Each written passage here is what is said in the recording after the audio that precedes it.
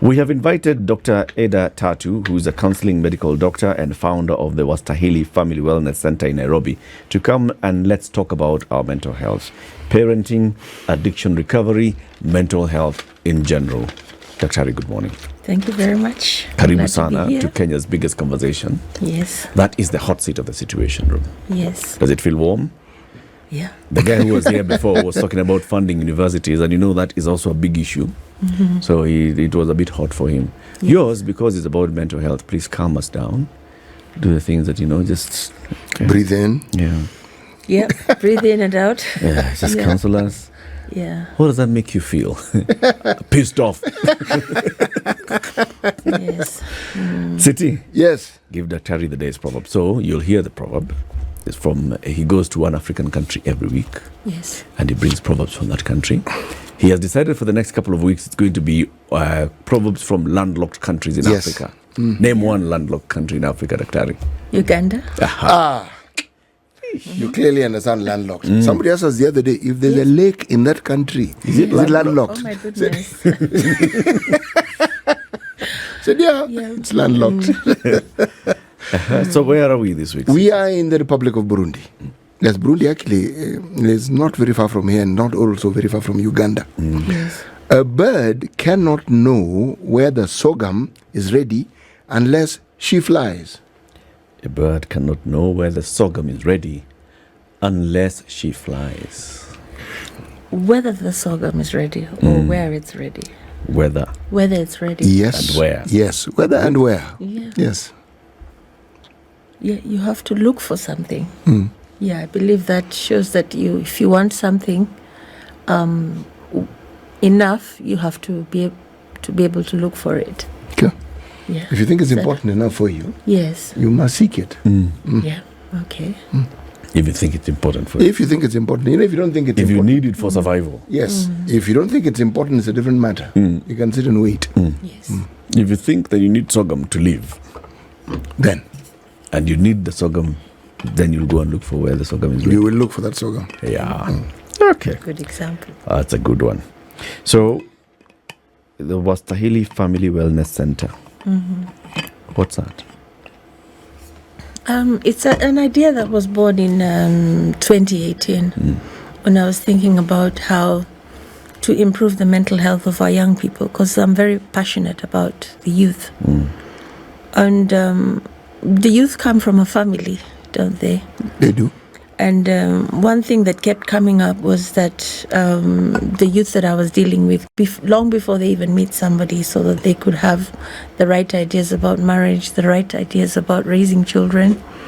Because the number one issue with over 97% of people who suffer from addictions, for example, had a lot of childhood trauma.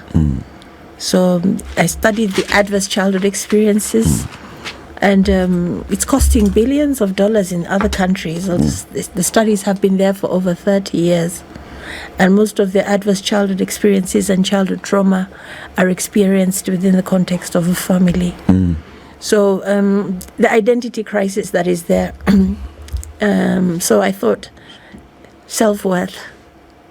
And because I believe in the dignity of the human person from conception until natural death, if somebody is made to believe that they're not worthy, and yet just by the virtue of being human, they have intrinsic worth.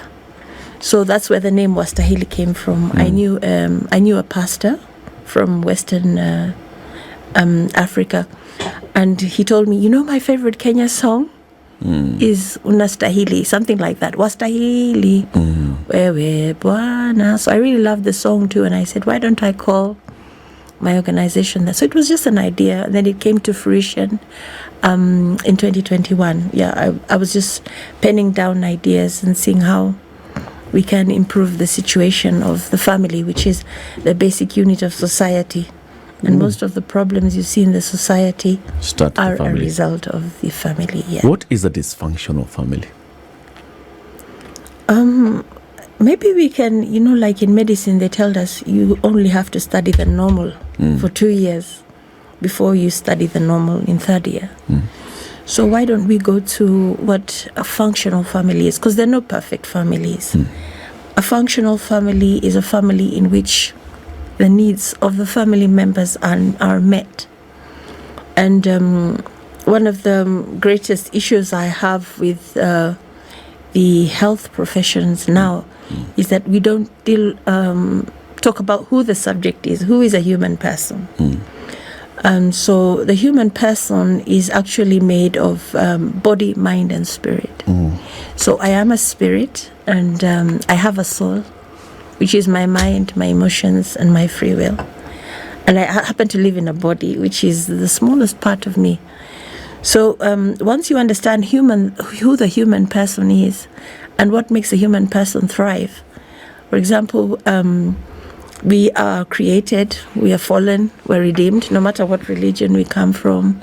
Once you understand the human person thrives in vocation, which is our calling in life from the Creator.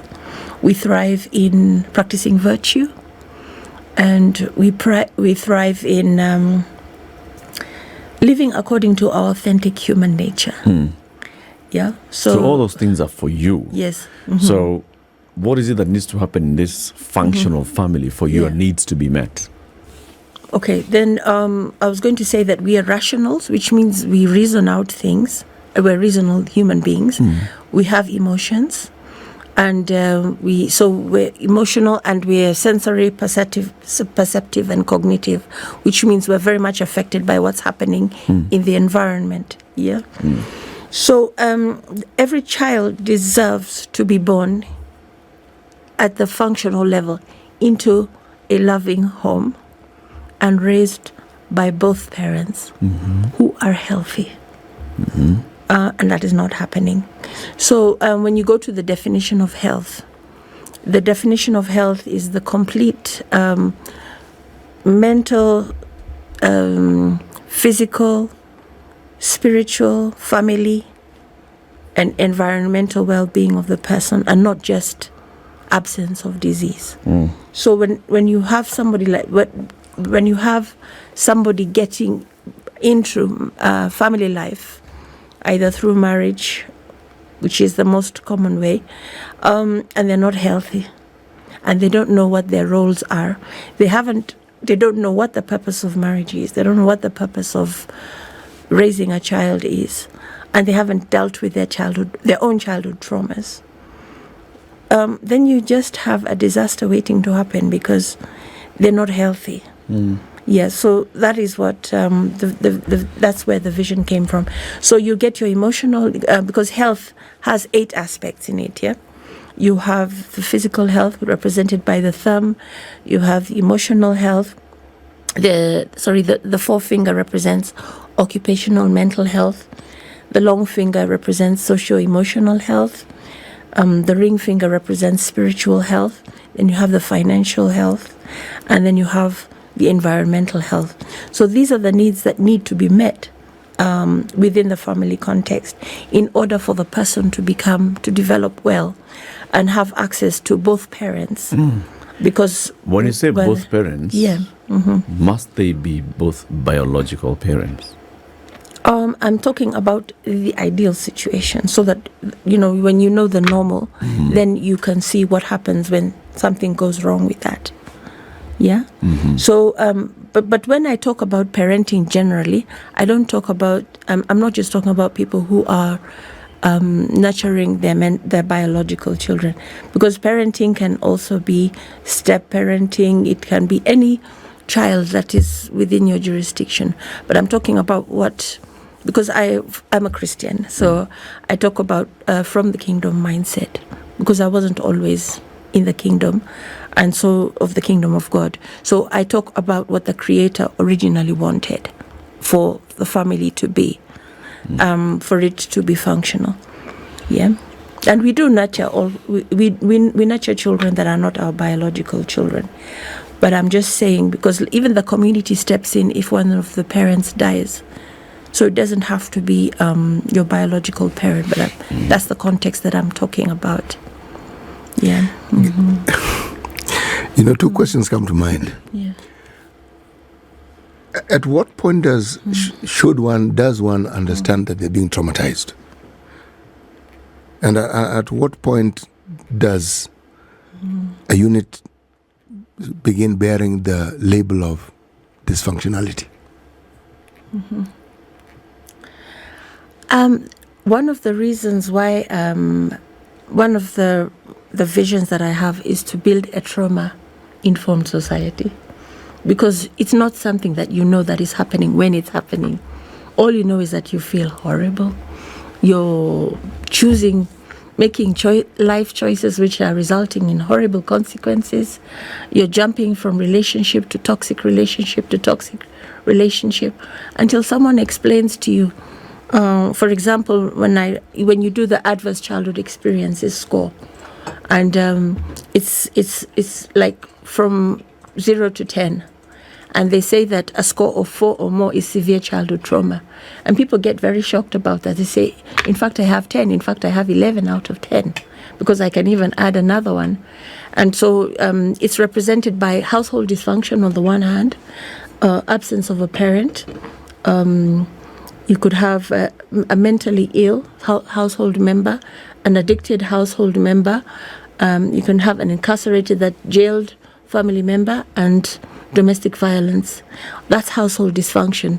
Then on the other hand, you have abuse and neglect. Abuse can be sexual, it can be physical, it can be emotional. And neglect can be emotional and it can be physical. So it has been, many studies have been done since the mid-90s, and they found that a score of 4 or more out of 10 is severe childhood trauma. But that can be mitigated by the child having access to emotionally healthy adult. One emotionally healthy adult is enough to mitigate the adverse effects. But this study has shown that this childhood trauma results in so many adverse effects in health later, showing up even 50 years later. People having what they call the non-communicable diseases, diabetes, hypertension, cancer, autoimmune diseases, behavioral problems like risky sexual behavior. They have addictions. There's so many things that happen just from those 18 years of being in a dysfunctional family where all these needs, the 8 needs, were not met. Yeah, and not having access to healthy adults who will the attachment to healthy adults, which results in attachment trauma, which results in relationship problems from a very early age. Yeah. Everything that you've said, if I were to look at what I would call an ordinary Kenyan family setup, okay, then if the score was 10 on this trauma scale, and we're counting the number of issues that one needs to recognize in order for one to say that indeed trauma exists, indeed someone has experienced trauma, then very many of us would fall into that bracket. Yeah. And they say that a score of 6 or more out of 10, if somebody takes 6 out of 10, you already right there, you know that this person has a 3,000% likelihood of dying by suicide. But that's why I said that all these statistics that come out, the one thing that will mitigate that is having access to one emotionally healthy adult, which can be a teacher, it can be a neighbor. That is why we have not died. You see? Okay. So, Dr. A task force that was established to look at the mental wellness of this country actually said we have a disaster. Yeah. It's an emergency. It's an emergency. That very many people who are even turning up for other reasons to hospital actually have a mental health issue that is taking them there. Yes. And we don't know. So if it's all about all these things, I mean, look at childhood traumas, not having a good support system, but we are all here as Kenyans and we all come from some household somewhere. Yeah. Where did this breakdown begin? Because there's a breakdown somewhere in this support system. Yeah. Where did this breakdown begin? And what caused it? Yeah, actually, I do remember the mental health task force, and I also presented the adverse childhood experiences score to them, and I talked about the fact that the emotional the climate, the political climate was very hostile, and that the political climate was affecting the people. So when you talk about marriage and family, let's talk about marriage, because marriage is the beginning of family. So why a marriage is breaking down is because there's inadequate preparation for marriage. And preparation for marriage starts from the moment you are conceived. Actually, that's when even the trauma starts. So if for example, your mother conceives you in a situation where she's not married, or the father denies your existence, the father speaks those words and says, "How do I know it's mine?" That's already a spirit of death in the child. And so what you have, because you have two systems in the body, you have the sympathetic system and you have the parasympathetic system. The parasympathetic system in the body, in the nervous system, is about rest and digest. But then the sympathetic system is about fight and flight. So when you are in a crisis or when you're stressed, because there's different levels of stress, there's stress, then it gets to distress, then that goes into toxic stress and trauma. When somebody is in those fight and flight, because there are 4 responses to trauma. Psychological trauma is not really what happens to you, but it's what happens inside of you as a result of what happens to you. So you have fight, you have flight, you have fawn, yeah? So fight is when you get angry, but anger is a secondary emotion. The first one would be fear, and then you get into anger. Then you have fawn, which is people-pleasing, and then you have freeze, yeah? So those are the main trauma responses. So when you have, for example, your primary caregiver, your mother, is in a flight mode, then she's constantly in that flight mode. What a child needs is a healthy primary caregiver. And so you already traumatized from the moment of conception, because now she's contemplating being a single parent. The father doesn't want anything to do with it, or the way he behaves during the pregnancy is... So that child that's already that the trauma at that stage. Yes, exactly. Everything And that the they'll grow mother up with goes this through trauma. during her pregnancy, the child experiences. Can it be corrected? Can it be reversed? Can this trauma be healed? Yeah, it can be healed. But obviously, a child who is born with that trauma will have more problems than a child who's not born with that trauma. Yeah. So that is why I started by saying every child has a right to be born. Because what is the primary role of men, you see, and the primary role of women that cannot be abdicated? The primary role of women that men cannot do is to conceive life in our wombs. And the primary role of men is to make a conducive environment for mother and child, protection. So when that is upset, then the woman will definitely go into flight, and she'll go into her parasympathetic tone, and she will not be emotionally available to the child. And through hormonal, all the communication, the child will get to know, you know what, we're in danger here. And you'll have the child born very irritable and all that. So that's where it starts, from the moment of conception. Okay. It can be mitigated later, but the damage will be done. We are talking about mental wellness, and we're joined by Dr. Eda Tatu, who is a clinical counseling medical doctor and the founder of the Wastahili Family Wellness Center, which is now looking at just mental wellness from that point of family, the family unit.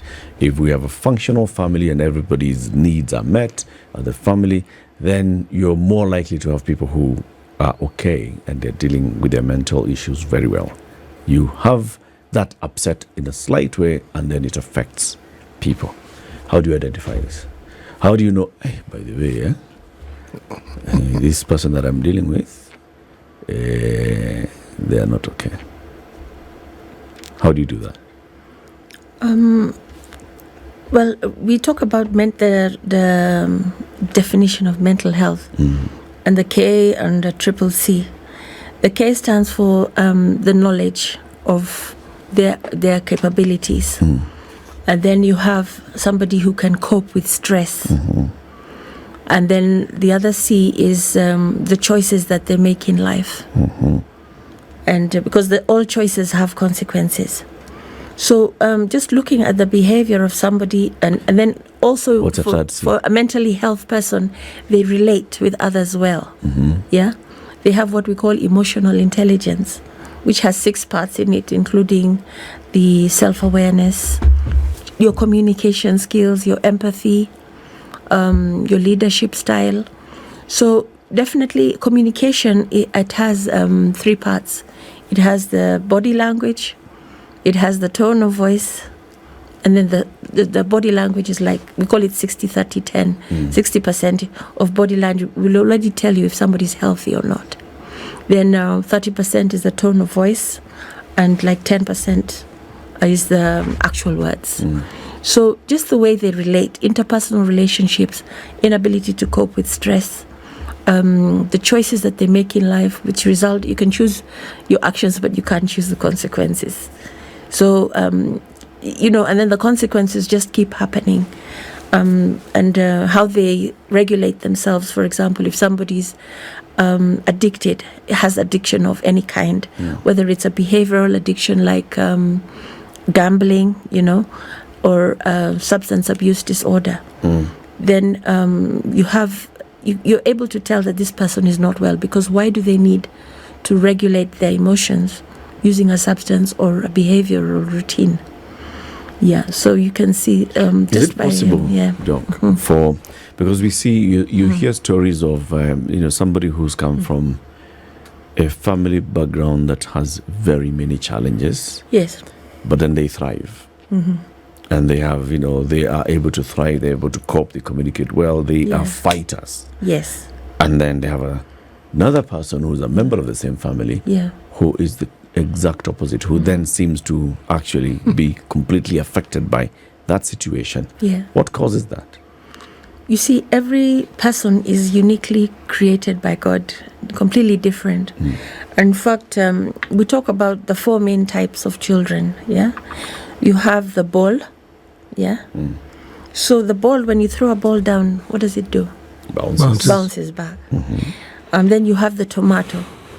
So when you throw the tomato down, it gets a very bitter liquid. So this is the kind of person who will tell you what you said in 1975 in the garage and what you were wearing. Chronically bitter. And they remember. Yes. To then the minutest detail. Keep grudges. Then you have the keys. You throw down a bunch of keys, it just lands like that. Very stubborn. Nothing happens. But they're not. It's not that they're well. The resilient one is the ball. Right. Then you have the egg. And whatever happens to the egg is completely shattering. So the egg is very, very sensitive and will break. And then within the same family, you have also family dynamics. You have parents don't relate to children in the same way. For example, the way you relate to a son is not the way you relate to a daughter. And even among those children, you will have the favorites, unfortunately, and then you'll have the ones that you don't like so much for whatever reason. So the children will notice that, and they will have sibling rivalry. So there's a lot of dynamics that happen in families. Then you'll have the child, especially the sensitive child, is completely enmeshed with everything that happens in that house. And they feel responsible. Let's talk about the firstborn daughters in African families. They're parentified. And so they're always given the role of taking care of the rest of the family. Then you have the lastborn who will be nonchalant, because the parents also, they're not the same emotionally at the beginning of the family. They're very strict at the beginning, and the firstborn, especially the girl, has to be the role model to everyone. And, then by the time they're getting the lastborn, if it's a big family, they've relaxed. So the firstborn and the lastborn are not seeing the same parents, though they're the same biologically. And they're not reacting in the same way, and the parents are also not reacting in the same way. So families are very dynamic things. And then those were, like I said in the beginning, you might have all that trauma, and then there's that neighbor, there's that teacher that is walking with you through that. So the results will not be as devastating as if you didn't have access to a healthy adult in your life. That is why when you have a trauma-informed society, you're able to look at a behavior and see that it's just the tip of the iceberg. Because for every behavior, underneath that, there's a feeling. Underneath that feeling, there's a thought. And completely underneath all that is a belief system. And these belief systems are downloaded unconsciously in the first 7 years of life. We're not aware that these programs are being downloaded in us, and the parents are also clueless that they're downloading programs in us by their behavior. Like I say, there's no school for parenting. So you might be, because you have unhealthy parents who are not aware that they're unhealthy. And everything that we see, like 80% of what we learn is by observing. So it doesn't matter if the parent tells you, be polite, be honest. But if they are not being honest, they are not being polite, and especially fighting between the parents. What the child needs most is the love between the parents. So if that is not, their children are very much affected by discordance between, because some parents are very fond of saying, I'm a good mother, I'm a good father, not knowing how discordance in their relationship is devastating the children. There are those who I have heard say that in their early childhood, yes, they went to school barefooted.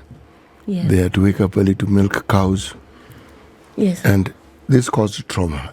Now, yeah, if in the society you grew up in, everybody does that. yeah, And it is actually a normal routine.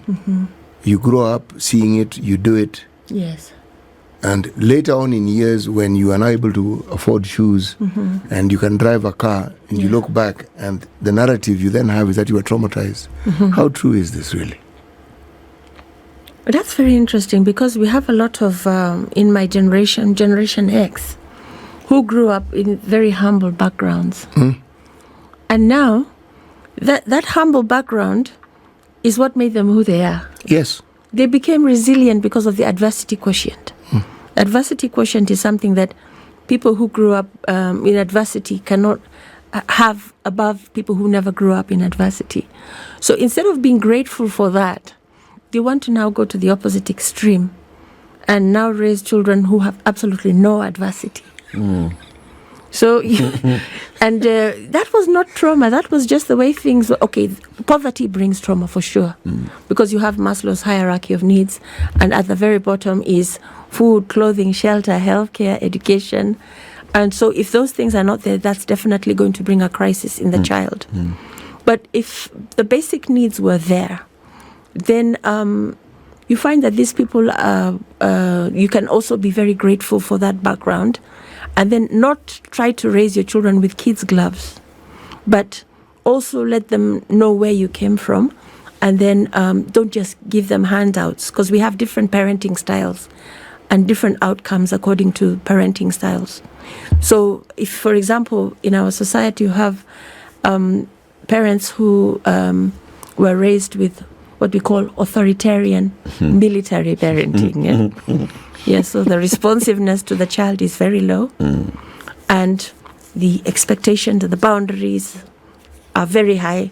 Consequences for not conforming are very severe.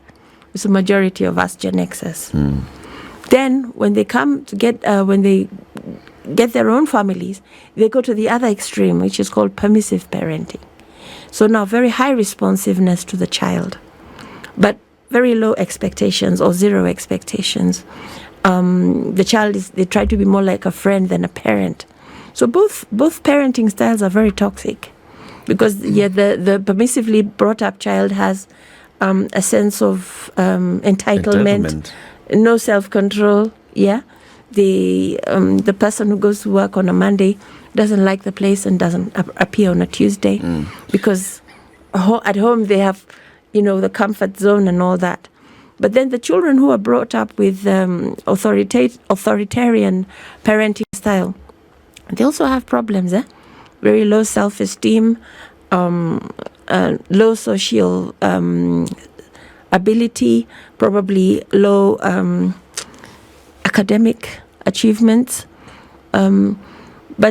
So I'm sure there's an in-between. There's an in-between. It's called the authoritative parenting style, where children are respected for who they are. The parent is responsive, and also the parent puts demands and expectations, and there are consequences. There's a difference between consequences and punishment. Punishment is when you go out to humiliate the child in the authoritarian home. But in an authoritative parenting style, the child's views are listened to, But the parent is the parent, and they do have expectations and boundaries, and there are consequences for not towing the line. And the children feel safe when there are boundaries, not like in the permissive style where there's no boundaries or expectations. They don't feel safe. Yeah. Let's juxtapose this to the situation we find ourselves in the country. Yeah. Okay? Yes. You look at those in leadership. They fall into, this XYZ thing, I don't get it. Yeah. X, I honestly don't. X is what age I exactly? told you were Uko S. I put very general terms. Like 40 to born between 1940 and 1960, that would be baby boomers, for example. And then 1960 to 1980, that's the X's. Oh, so then I'm every a baby 20 boomer. years. You're a Uko S. S, Kule. They're like a Z. Yes. W. You're closer to D than Z. Ancestor fossil. Okay, Yes, they call us that. You have understood it perfectly well. They If I was call a us reptile, that, then I would be a crocodile. Yes. Yes. You look at how it is, the generation that I belong to and the one you belong to Yeah. have dealt with issues that are now coming to the fore in this country and are being discussed. Yes. Whether it's good governance, whether it's accountability, whether it is issues of credibility, whether it is, all these things are coming to a head. Yes. And the people who are bringing it to a head are people who are brought up by parents who grew up in a much tougher time, Yeah. with a much tougher regime and tougher parents, and perhaps brought them up some mixed permissiveness. Yeah. Arguably, young people who grew up with a lot of entitlement. Yes. And yet, they seem to be able to put their foot down and say, no, we're not putting up with this. Yeah. Is it a clash of cultures? First of all, the Gen Zs were a godsend. Completely. I'm so grateful to them, and I always say thank you when I meet them. Yes. But definitely, probably they do belong to that category which had parents that listened to them, because our generation, we were not listened to. It was my way or the highway, and when I listen to Gen Xers who say that, look at how we were raised, and they're describing military and they're describing authoritarian, and they said we turned out okay, and actually when you listen to them, they're not okay. They're not okay, Yeah. yes. They're actually not okay. So we have a lot of trauma. And those of us who grew up in the time, for example, of Moi, we knew who were the policemen by the way their hair was cut, and the way their eyes would look, the way they would look around. The Mama Boga, the shoe shine guy could be a spy. And if you said anything untoward, you'd find yourself in your house or the basement. That's how we grew up, in fear. Yeah. I was in 1990. I was one of the people running around in Sabasaba. So I remember that time very well, fighting for the second liberation. But it was a time of fear. But so now we are parents who generally listen more to our children. Of course, there are those of us who continued without the self-awareness. Because once you get the self-awareness and knowing your parenting styles, so probably we grew up. When we got our own children, we said, you know what, that was really horrible. I don't want the way I was raised. So they listened more to their children. And then also these children were listening to conversations in the house. Why can't we afford this? Why can't we afford that? So they know that their parents are going through a very hard time. Here you are with a master's degree, and you're still struggling to get, basically to put food on the table, to raise your 4 kids. I have 2 millennials and 2 Gen Zs. So they knew that it was a struggle, and then you have all these degrees.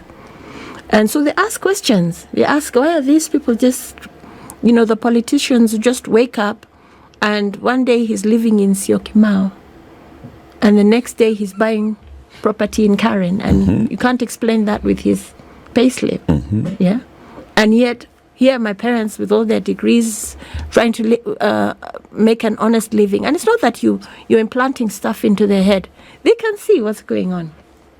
Yeah? Because when you're honest in this country, it's punished and people laugh at you. When you're dishonest, people praise you. That's the culture generally. So when you try to raise your family in an honest way, this is why we can't afford this. And so that adversity quotient helps your children to be more resilient. Yeah.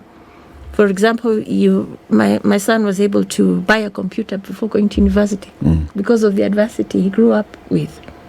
But generally what we have is a society that looks down upon people who try to live and make an honest living, and then praises and worships people who have money, that new money that nobody knows where it came from. They're listening to conversations. That state of mind where you have people who have been elected into positions of authority, and that authority has enabled them to appoint others in positions of authority, yes, and who seem to completely disregard, one, the roles for which they were given those particular positions. Yes. Two, just the general welfare of the people who put them into those positions. Yeah. What is the state of mind that such people are actually in?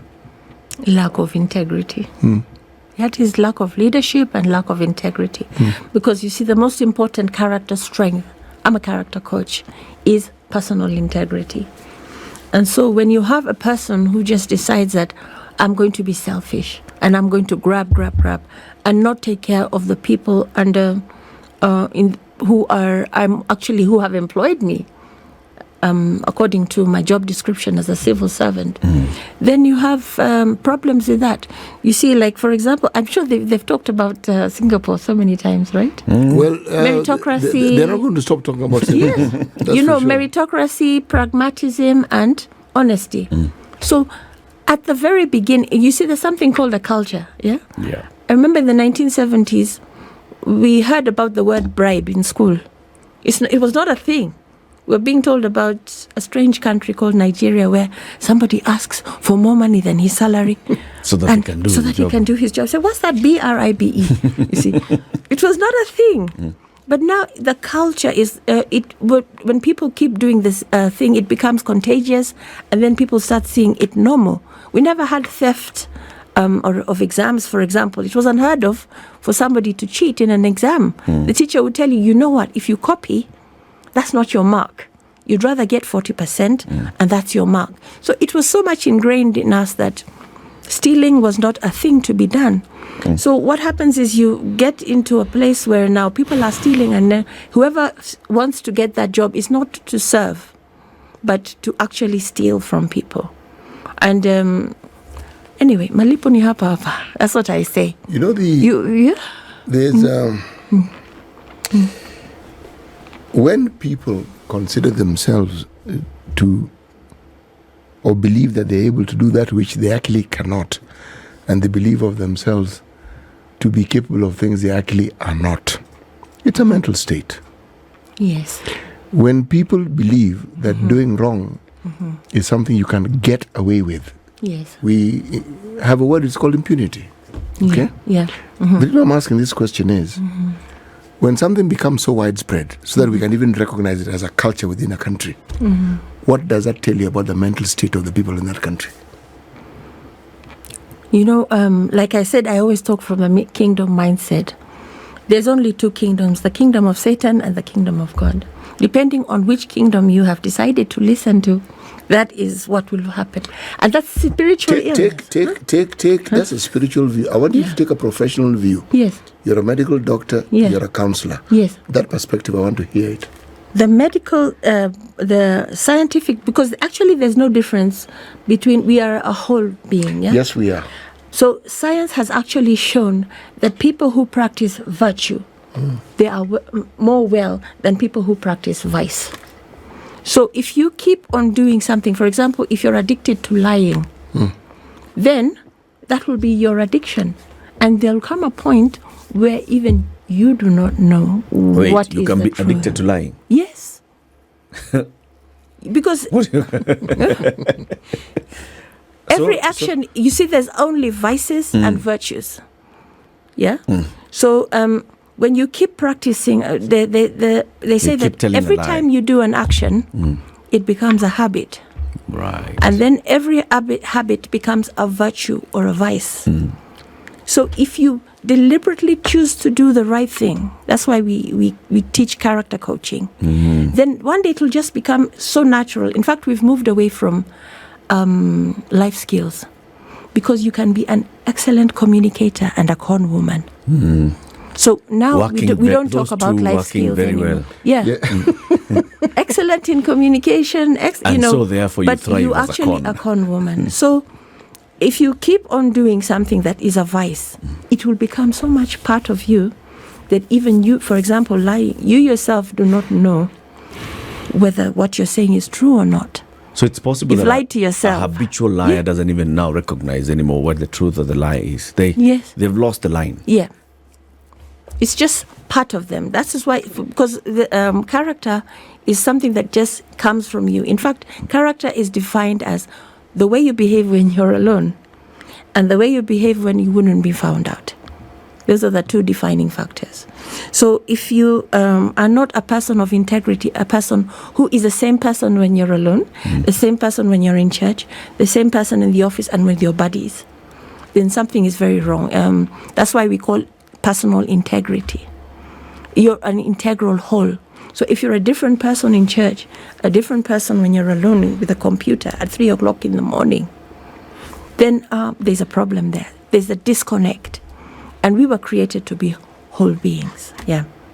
How can we amplify those who are virtuous and live with integrity? Yeah. Because I'm sure you'll agree they're a minority now in our society. Yes. So how can we then revert to having more virtuous people? And that's one People of the with things integrity. that really, What is it that needs to happen? What do they need to do to evangelize and recruit more people? That's one of the things we do as character coach. I'm a member of the Positive Psychology Association of Kenya. And so we believe that if you character coach one person and help them with one character strength per week, you have character clubs, especially young people. Our main focus is the age of 12 to 25, that eventually those when they get those virtues, it will rub off on other young people, and then we will get a generation that has virtue. And that's one of the things that made me so interested in the Gen Z revolution, because those of us who believe that we have personal integrity, we are not perfect, but we believe in trying to improve ourselves and live a godly life. We had actually given up on the society. And so you ask somebody, why don't you try and become president since you're complaining? He said, this atmosphere is so toxic. Yeah. I would never put myself out there, because they will come for your family. They will put you down if you're a woman. They will come and they try to make all kinds of things about you that, they will come and bring stories, dig up your past life and all that, and then victimize your family, because that's who they are. That's the society that we live in. So we would love to have a society where people of integrity are rewarded for that. But here, people just laugh at you and you're like, okay. So you don't make money because you're not clever enough, but actually it's because you want to make money in an honest way. And so when you have a society that rewards, for example, they're talking about Omtata simply because of his track record. And so the children, they're not children. The Gen Zs have said, we're tired of the old school people who everything is about stealing and about lying. So we want people of integrity to come up.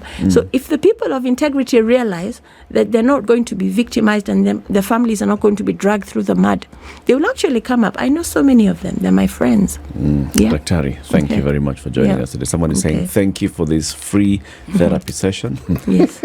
As a country, we needed it. Okay. Yes. They have identified people who are addicted to lying, a good communicator who is also a liar. They say they have several examples, and they're wondering whether you can meet those people and have a session with them. But thank you very much for joining us. Dr. Eda Tatu is a counseling medical doctor, founder of the Wastahili Family Wellness Center. She's been our guest for this Health Friday conversation. This is the Situation Room, the only way to start your day.